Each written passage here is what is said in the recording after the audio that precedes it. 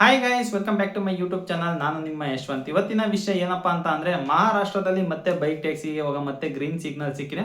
ಅಂತ ಅಂದ್ರೆ ಇಷ್ಟು ದಿನ ಎಲ್ಲ ಯಾವ ರೀತಿ ಇತ್ತು ಅಂತ ಹೇಳ್ಬಿಟ್ಟು ನಿಮಗೂ ಕೂಡ ಗೊತ್ತಿದೆ. ಅಂತ ಅಂದ್ರೆ ಮಹಾರಾಷ್ಟ್ರದಲ್ಲಿ ಕಂಪ್ಲೀಟ್ ಬ್ಯಾನ್ ಮಾಡಿರೋ.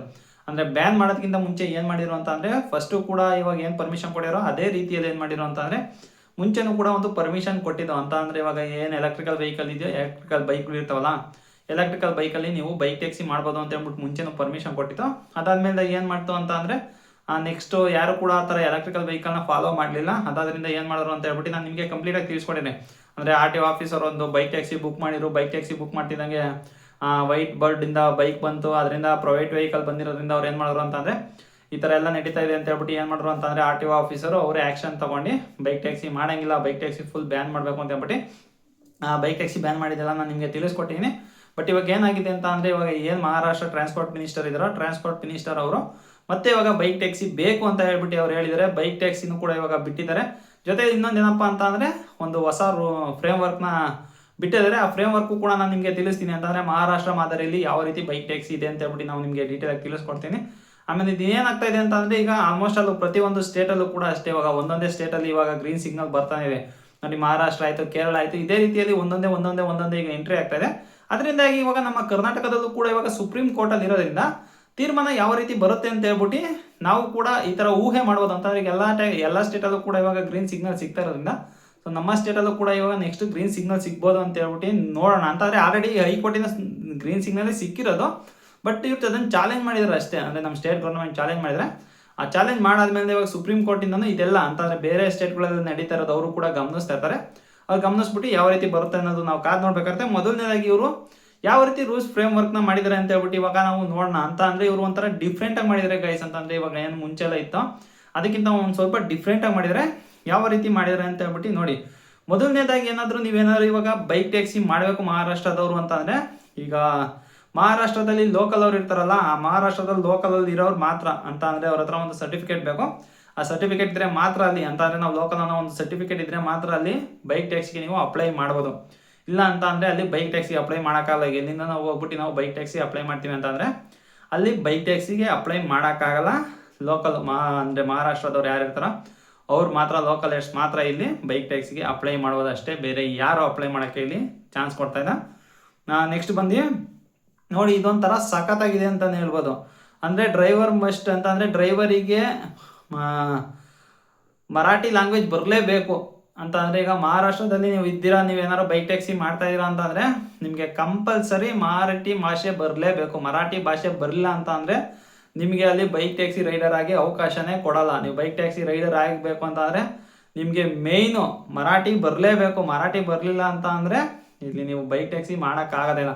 ಈಗ ನಮ್ಮ ಕರ್ನಾಟಕದಲ್ಲೂ ಕೂಡ ಅದೇ ರೀತಿ ಕನ್ನಡನ ಮಾಡ್ಬೋದಲ್ಲ. ಅಂದರೆ ಎಷ್ಟೊಂದು ಜನ ಏನು ಹೇಳ್ತಾ ಇದ್ದಾರೆ ಅಂತಂದರೆ ನಮ್ಮ ಕನ್ನಡಿಗರ ಅವಕಾಶ ಇಲ್ಲ ಅಂತದ್ರಲ್ಲ. ನಮ್ಮ ಕನ್ನಡಿಗರಿಗೂ ಕೂಡ ಇವರು ಮಾಡಿದ್ರಲ್ಲ, ಇವಾಗ ಫ್ರೇಮ್ ವರ್ಕ್ ಮಾಡಿದ್ರಲ್ಲ, ಮಾಡ್ಬೋದಲ್ಲ ಈ ಥರ ಫ್ರೇಮ್ ವರ್ಕು. ನೋಡಿ ಯಾವ ರೀತಿ ಮಾಡಿದ್ದಾರೆ ಅಂತ ಅಂದರೆ, ಮಹಾರಾಷ್ಟ್ರದಲ್ಲಿ ಏನಾದ್ರು ನೀವು ಬೈಕ್ ಟ್ಯಾಕ್ಸಿ ಮಾಡಬೇಕು ಅಂತಂದರೆ ಮರಾಠಿ ಲ್ಯಾಂಗ್ವೇಜ್ ಡ್ರೈವರ್ಗೆ ಕಂಪಲ್ಸರಿ ಬರಲೇಬೇಕು. ಯಾವುದೇ ಹಿಂದಿ ಆಗಲಿ ಇಂಗ್ಲೀಷ್ ಆಗಲಿ ಅಲ್ಲ, ಮೇಯ್ನ್ ಮರಾಠಿ ಬರಲೇಬೇಕು. ಮರಾಠಿ ಬಂದರೆ ಮಾತ್ರ ಇಲ್ಲಿ ಬೈಕ್ ಟ್ಯಾಕ್ಸಿ ಡ್ರೈವರ್ ಆಗಿ ಅವ್ರಿಗೆ ಅವಕಾಶ ಕೊಡಬೇಕು ಅಂತ ಹೇಳ್ಬಿಟ್ಟು ಇಲ್ಲಿ ತಿಳಿಸಿದ್ದಾರೆ. ಆಮೇಲೆ ನೆಕ್ಸ್ಟ್ ಬಂದ್ಬಿಟ್ಟು ಏನು ಮಾಡಬೇಕು ಅಂತಂದರೆ valid driving licence under motor vehicle act 1988 ಅಂದರೆ ಮಾಮೂಲಿ ಡಿ ಎಲ್ ಇದ್ರದ್ದೇ ಇರುತ್ತೆ. ಡಿ ಎಲ್ ಇರಲೇಬೇಕು.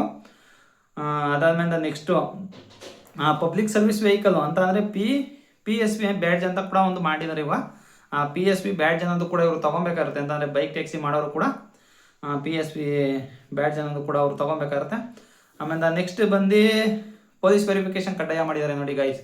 ಅಂದರೆ ನೀವೇನಾದ್ರು ಈಗ ಮಹಾರಾಷ್ಟ್ರದಲ್ಲಿ ಬೈಕ್ ಟ್ಯಾಕ್ಸಿ ಮಾಡಬೇಕು ಅನ್ನೋರು ಏನು ಮಾಡಬೇಕು ಅಂತ ಅಂದರೆ ಇಲ್ಲಿ ಮ್ಯಾಂಡೇಟರಿ ಮಾಡಿದ್ರು. ಅದನ್ನು ಕೂಡ ಮ್ಯಾಂಡೇಟರಿ ಪೊಲೀಸ್ ವೆರಿಫಿಕೇಷನ್ ಮಾಡಿಸ್ಲೇಬೇಕು. ಪೊಲೀಸ್ ವೆರಿಫಿಕೇಷನ್ ಮಾಡಿಸ್ಲಿಲ್ಲ ಅಂತ ಅಂದರೆ ಯಾವುದೇ ಕಾರಣಕ್ಕೂ ಇಲ್ಲಿ ನೀವು ಬೈಕ್ ಟ್ಯಾಕ್ಸಿ ರೈಡರ್ ಆಗಿ ಮಾಡೋಕ್ಕೆ ಅವಕಾಶ ಕೊಡಲ್ಲ ನಾವು ಅಂತ ಹೇಳ್ತಾರೆ.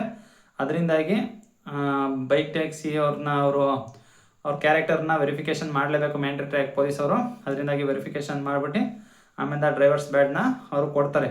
ಆಮೇಲೆ ನೆಕ್ಸ್ಟ್ ಏನಪ್ಪ ಅಂತ ಅಂದರೆ ಇದು ಅಗ್ರಿಗೇಟರ್ಸ್ಗೆ ಅಂತ ಅನಿಸುತ್ತೆ.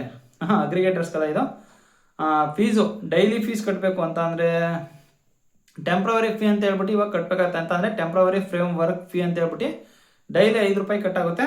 ಆಮೇಲೆ ನೆಕ್ಸ್ಟ್ ಬಂದ್ಬಿಟ್ಟು ವೆಲ್ಫೇರ್ ಫಂಡ್ ಅಂತ ಹೇಳ್ಬಿಟ್ಟು ವೆಲ್ಫೇರ್ ಫಂಡು ಬಂದ್ಬಿಟ್ಟು 2% ಕಟ್ ಆಗುತ್ತೆ ಅಂತ ಅಂದರೆ ಪ್ರತಿಯೊಂದು ರೈಡಲ್ಲೂ 5 ರೂಪಾಯಿ ಪ್ಲಸ್ಸು 2% ಕಮಿಷನ್ ಇದೆ. ಕಮಿಷನ್ ಅಲ್ಲ, ಅದು ವೆಲ್ಫೇರ್ ಫಂಡ್ ಅಂತ ಹೇಳ್ಬಿಟ್ಟು, ಅಂತಂದರೆ ಅದು ಗೌರ್ಮೆಂಟ್ಗೆ ಹೋಗುತ್ತೆ. ವೆಲ್ಫೇರ್ ಫಂಡ್ ಏನು ಬರುತ್ತೋ ಅದು ಗೌರ್ಮೆಂಟಿಗೆ 2% ಜೊತೆಯಲ್ಲಿ ಡೈಲಿ ಅಂತ ಅಂದರೆ ಈಗ ಏನು ಫ್ರೇಮ್ ವರ್ಕ್ ಮಾಡ್ತಾ ಇದ್ದಾರೋ ಆ ಫ್ರೇಮ್ ವರ್ಕಿಗೆ ಅಂತ ಹೇಳ್ಬಿಟ್ಟು ಡೈಲಿ 5 ರೂಪಾಯಿ ಅದು ಮತ್ತು 2% ಇದನ್ನು ಕೂಡ ಇವಾಗ ಅವರು ಕಲೆಕ್ಟ್ ಮಾಡ್ಕೊಳ್ತಾ ಇದ್ದಾರೆ. ಅಂದರೆ ಅವರು ಮಹಾರಾಷ್ಟ್ರ RTO ಅವ್ರು ಮಾಡ್ತಾ ಇರೋದು ಇದು. ಆಮೇಲೆ ಇವ್ರಿಗೆ ಏನಪ್ಪ ಕೊಟ್ಟಿದ್ದಾರೆ ಅಂತ ಅಂದರೆ ಇವ್ರಿಗೆ ಕಂಪ್ನಿಯವ್ರಿಗೆ ಏನು ಹೇಳಿದ್ದಾರೆ ಅಂತ ಹೇಳ್ಬಿಟ್ಟು ನೋಡೋಣ. ಈಗ ಅಗ್ರಿಗೇಟರ್ ಏನಿದ್ದಾರೆ ಅವರು ಓಲಾ ಊಬರು ಅವರೆಲ್ಲ ಏನು ಮಾಡಬೇಕು ಅಂತ ಅಂದರೆ ಅಪ್ಲಿಕೇಶನ್ ಮುಖಾಂತರವಾಗಿ ಅಂತ ಅಂದರೆ ಈಗೇನು ಮಾಮೂಲಿ ಅಪ್ಲಿಕೇಶನ್ ಇದೆಯೋ ಅದರಲ್ಲೇ ಕೆಲಸ ಮಾಡಬೇಕು ಅಂತ ಹೇಳಿ ತಿಳಿಸ್ತಾ ಇದ್ದಾರೆ. ಆಮೇಲೆ ಇವಾಗ ನೋಡ್ರಿ ಅಪ್ಲಿಕೇಶನ್ ಅವ್ರಿಗೆ ಇನ್ನೂ ಒಂದು ಶಾಕ್ ಇಟ್ಟರು ಅವರು. The application must be designed in 3 languages ಅಂತ ಹೇಳ್ಬಿಟ್ಟು ತಿಳಿಸ್ತಾ ಇದ್ದಾರೆ. ಅಂತ ಅಂದರೆ 3 ಭಾಷೆಯಲ್ಲಿ ನೀವು ಈ ಅಪ್ಲಿಕೇಶನ್ನ ಮಾಡಬೇಕು ಅಂತ ಹೇಳ್ಬಿಟ್ಟು ತಿಳಿಸ್ತಾ ಇದ್ದಾರೆ.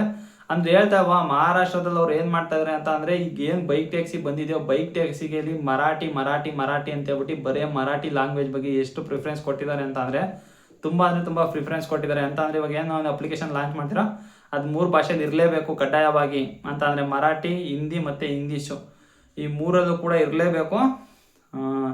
ಏನಕ್ಕೆ ಅಂತ ಅಂದರೆ ಡ್ರೈವರ್ಗೆ ಈಸಿಯಾಗಿ ವಿಸಿಬಲ್ ಆಗಲಿ ಅಂತ ಹೇಳ್ಬಿಟ್ಟು ಈ ರೀತಿಯಲ್ಲಿ ಮಾಡಿದ್ದೀವಿ ಅಂತ ಹೇಳ್ಬಿಟ್ಟು ಅವರು ಕೂಡ ತಿಳಿಸ್ತಾ ಇದ್ದಾರೆ. ಆಮೇಲೆ ಗೈಸ್ ಇದೇನಿದು ಸೇಫ್ಟಿ ಎಕ್ವಿಪ್ಮೆಂಟ್ ನೋಡಿ,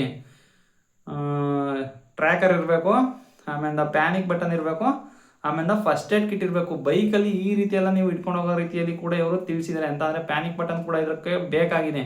ಅಂತ ಅಂದರೆ ಬೈಕಿಗೂ ಕೂಡ ಇವಾಗ ಪ್ಯಾನಿಕ್ ಬಟನ್ ಅಳವಡಿಸ್ಬೇಕಾಯ್ತು. ಅಂದರೆ ನೀವೆಲ್ಲ ಇದನ್ನೆಲ್ಲ ಕ್ಯಾಬಲ್ಲಿ ನೋಡ್ತಾ ಇದ್ರಿ, ಬಟ್ ಮಹಾರಾಷ್ಟ್ರ ಗೌರ್ಮೆಂಟ್ ಅವ್ರು ಏನು ಮಾಡ್ತಾ ಇದ್ದಾರೆ ಅಂತಂದರೆ ಬೈಕಲ್ಲೂ ಕೂಡ ಇವಾಗ ಪ್ಯಾನಿಕ್ ಬಟನ್ ಇರಲೇಬೇಕು. ಪ್ಯಾನಿಕ್ ಬಟನ್ನು ಮತ್ತು ಫಸ್ಟ್ ಏಡ್ ಕಿಟ್ನ ಕೂಡ ಕಂಪಲ್ಸರಿ ಮಾಡಿದ್ದಾರೆ ಇವಾಗ. ಈ ರೀತಿ ಮಾಡಿದ್ದಾರೆ. ಆಮೇಲೆ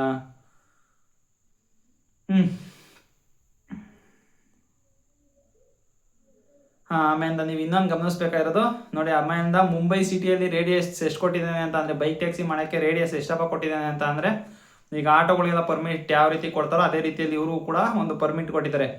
ಅಂತ ಅಂದರೆ ಮುಂಬೈಯಲ್ಲಿ ಮಾತ್ರ ಏನು ಮಾಡಿದ್ದಾರೆ ಅಂತ ಅಂದರೆ 10 ಕಿಲೋಮೀಟರ್ ರೇಡಿಯಸ್ ಕೊಟ್ಟಿದ್ದಾರೆ. ಅಂತ ಅಂದರೆ ಟೋಟಲಾಗಿ 10 ಕಿಲೋಮೀಟರ್ ಅಷ್ಟೇ ಡಿಸ್ಟೆನ್ಸ್ ಕೊಟ್ಟಿರೋದು. ಆಮೇಲೆ ನೆಕ್ಸ್ಟ್ ಬಂದು ಅದು ಬಿಟ್ಟು ಬೇರೆ ಮುಂಬೈ ಬಿಟ್ಟು ಬೇರೆ ಸಿಟಿಗಳೆಲ್ಲ ಏನು ಕೊಟ್ಟಿದ್ದಾರೆ ಅಂತ ಅಂದರೆ 5 ಕಿಲೋಮೀಟರ್ ಅಷ್ಟೇ ಕೊಟ್ಟಿರೋದು. ಅಂತ ಅಂದರೆ ಬೈಕ್ ಟ್ಯಾಕ್ಸಿ ನೀವು ಹೋಗ್ಬೇಕು ಅಂತ ಅಂದರೆ ಮ್ಯಾಕ್ಸಿಮಮ್ 5 ಕಿಲೋಮೀಟರ್ ಅಷ್ಟೇ. 5 ಕಿಲೋಮೀಟರ್ ಬಿಟ್ಟು ಎಕ್ಸ್ಟ್ರಾ ನೀವು ಹೋಗಂಗಿಲ್ಲ ಬೇರೆ ಸಿಟೀಸಲ್ಲಿ. ಬಟ್ ನೀವೇನಾದ್ರು ಮುಂಬೈಯಲ್ಲಿ ಇದ್ದೀರಾ ಅಂತ ಅಂದರೆ ಮುಂಬೈಯಲ್ಲಿ ಮ್ಯಾಕ್ಸಿಮಮ್ ಅಂತ ಅಂದರೆ 10 ಕಿಲೋಮೀಟರ್ಸ್ ಅಷ್ಟೇ ರೈಡ್ ಬರೋದು. 10 ಕಿಲೋಮೀಟರ್ಸ್ಗಿಂತ ಜಾಸ್ತಿ ರೈಡ್ ಬರಲ್ಲ. ಆ 10 ಕಿಲೋಮೀಟರ್ಸ್ ಏನಿದೆಯೋ 10 ಕಿಲೋಮೀಟರ್ಸ್ ಒಳಗಡೆ ರೈಡ್ ಬರೋದು. ಏನಕ್ಕೆ ಅಂತ ಅಂದರೆ ಒಂದು ರೇಡಿಯಸ್ ಕೊಟ್ಟಿದ್ದಾರೆ. ಆ ರೇಡಿಯಸ್ ಬಿಟ್ಟು ಆಚೆ ಕಡೆ ಹೋಗೋಕ್ಕಾಗಲ್ಲ, ಆಚೆ ಕಡೆ ಹೋಗೋಕೆ ಕೂಡ ಮಾಡೋಂಗಿಲ್ಲ. ಅದರಿಂದಾಗಿ ಏನು ಮಾಡಿದ್ದಾರೆ ಅಂತ ಅಂದರೆ 10 ಕಿಲೋಮೀಟರಿಗೆ ಮಾತ್ರ ಕೊಟ್ಟಿದ್ದಾರೆ ಮುಂಬೈಯಲ್ಲಿ. ಆಮೇಲೆ ನೋಡಿ ಈ ಥರ ಫ್ರೇಮ್ ವರ್ಕ್ ಆದರೂ ಮಾಡಿದಾರಲ್ಲ, ಫ್ರೇಮ್ ವರ್ಕ್ ಮಾಡಿಬಿಟ್ಟು ಈ ಥರ ಎಲ್ಲ ಮಾಡಿಬಿಟ್ಟು ಈ ಥರ ಇವಾಗ ಮಾಡಿದ್ದಾರೆ. ಇನ್ನೊಂದೇನಪ್ಪ ಅಂತ ಅಂದರೆ ಇಲ್ಲಿ ಯಾವುದೇ ಆದಂಥ ಬೇರೆ ಈ ಪೆಟ್ರೋಲ್ ವೆಹಿಕಲ್ ಏನಿದೆಯೋ ಆ ಪೆಟ್ರೋಲ್ ವೆಹಿಕಲ್ನ 100% ಕಂಪ್ಲೀಟಾಗಿ ಇವರು ಪರ್ಮಿಷನ್ ಕೊಟ್ಟಿಲ್ಲ. ಈ ಪರ್ಮಿಷನ್ ಎಲ್ಲ ಕೊಟ್ಟಿರೋದು ಯಾರಿಗೆ ಅಂತ ಅಂದರೆ ಎಲೆಕ್ಟ್ರಿಕಲ್ ವೆಹಿಕಲ್ ಇರುತ್ತಲ್ಲ, ಆ ಎಲೆಕ್ಟ್ರಿಕಲ್ ವೆಹಿಕಲ್ ಮಾತ್ರ ಮಾಡ್ಬೋದು ಅಂತ ಹೇಳ್ಬಿಟ್ಟು ಅವರು ಕೂಡ ಪರ್ಮಿಷನ್ ಕೊಟ್ಟಿರೋದು. ಯಾವುದೇ ಆದಂಥ ಬೇರೆ ವೆಹಿಕಲಲ್ಲಿ ಇದು ಮಾಡೋಂಗಿಲ್ಲ. ಅಂದರೆ ಲಾಸ್ಟ್ ಟೈಮ್ ಕೂಡ ಪರ್ಮಿಷನ್ ಕೊಟ್ಟಿರೋ ಹಾಳು ಮಾಡ್ಕೊಂಡಿದ್ದು ಯಾರು ಅಂತ ಅಂದರೆ ಈ ಅಗ್ರಿಗೇಟರ್ ಕಂಪ್ನಿಗಳಿದೆಯಲ್ಲ, ಈ ಅಗ್ರಿಗೇಟರ್ ಕಂಪ್ನಿಗಳು ಸ್ಟ್ರಿಕ್ಟ್ ಇಲ್ದಲ್ಲಿ ಏನು ಮಾಡ್ತಾರೆ ಅಂತಂದರೆ ಅವ್ರಿಗೇನು ಕಮಿಷನ್ ಬರಬೇಕು ಯಾವ ವೆಹಿಕಲೆಲ್ಲ ಮಾಡಲಿ ಅಂತ ಹೇಳ್ಬಿಟ್ಟು ಅವ್ರು ಏನು ಮಾಡೋರು ಅಂತಂದರೆ ಎಲ್ಲ ವೆಹಿಕಲಲ್ಲೂ ಈಗ ಹೆಂಗೋ ಪರ್ಮಿಷನ್ ಸಿಕ್ಬಿಟ್ಟಿದೆ ಅಂತ ಹೇಳಿ ಮಾಡೋರು ಅಂತಂದರೆ ಎಲ್ಲ ವೆಹಿಕಲಲ್ಲೂ ಮಾಡಿಸಿದ್ರು. ಅದೇ ಅವ್ರಿಗೆ ಲಾಸ್ಟಿಗೆ ಕುತ್ತಾಗಿದ್ದು. ಅದರ ಲಾಸ್ಟಲ್ಲಿ ಕುತ್ತಾಗಿರೋದ್ರಿಂದ ಏನಾಯಿತು ಅಂತ ಅಂದರೆ ಬ್ಯಾನ್ ಆಯ್ತು ಅಷ್ಟೇ. ಈಗಲೂ ಕೂಡ ಒಂದು ಅವಕಾಶ ಕೊಟ್ಟಿದ್ದಾರೆ. ಕೊಟ್ಟಿರೋಂಥ ಅವಕಾಶನ ಕರೆಕ್ಟಾಗಿ ಬಳಸ್ಕೊಬೇಕು. ಡ್ರೈವರೇ ಆಗಲಿ ಇಲ್ಲ ಅಗ್ರಿಗೇಟರ್ಸೇ ಆಗಲಿ ಅವ್ರಿಗೇನೇನು ಅವಕಾಶ ಕೊಟ್ಟಿರ್ತಾರೋ ಅದನ್ನು ಬಳಸ್ಕೊಂಡು ಅವರು ಸೇಫಾಗಿ ಮಾಡ್ಬೇಕಾಗಿರುತ್ತೆ. ಬಟ್ ಏನು ಮಾಡ್ತಾರೆ ಏನೋ ನಮಗೆ ಗೊತ್ತಿಲ್ಲ.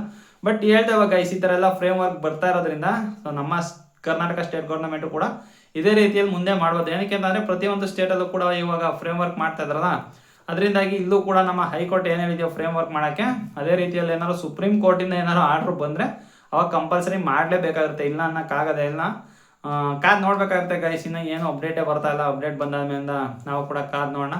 ಇವತ್ತಿನ ಈ ವಿಡಿಯೋ ಅಂತೂ ಇಲ್ಲಿಗೆ ಮುಗಿಸ್ತಾ ಇದ್ದೀನಿ. ಈ ವಿಡಿಯೋ ಏನಾದ್ರು ನಿಮಗೆ ಇಷ್ಟ ಆಯಿತು ಅಂತಂದರೆ ಒಂದು ಲೈಕ್ ಮಾಡಿ. ಇನ್ನೂ ಏನಾದ್ರು ಚಾನಲ್ ಸಬ್ಸ್ಕ್ರೈಬ್ ಮಾಡಿಲ್ಲ ಅಂತಂದರೆ ದಯವಿಟ್ಟು ಚಾನಲ್ನ ಸಬ್ಸ್ಕ್ರೈಬ್ ಮಾಡಿ ಅಂತ ಹೇಳ್ತಾ ನನ್ನ ಇವತ್ತಿನ ಈ ವಿಡಿಯೋ ಇಲ್ಲಿಗೆ ಮುಗಿಸ್ತಾ ಇದ್ದೀನಿ. Bye guys.